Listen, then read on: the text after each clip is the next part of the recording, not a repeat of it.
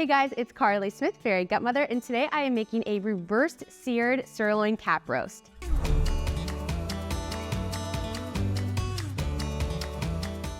So this roast is from USWM Meats. It's all grass-fed, pasture-raised, so better quality, better tasting, and better for you.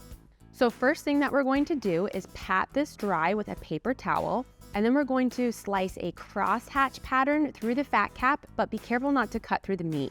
And then we're going to season with some sea salt and black pepper. Make sure you get all sides here. Now we're going to add a little bit of bone broth to the bottom of this roasting dish.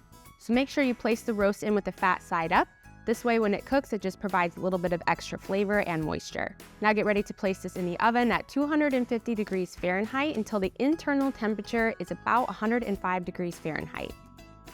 So now we're going to take this out of the oven and get ready to sear it on the stovetop.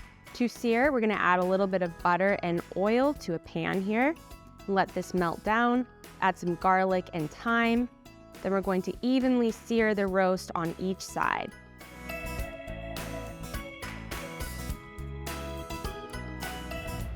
And there you have it, our reverse seared sirloin cap roast. This looks so tasty, I'm going to give it a try. That is so good. Wow.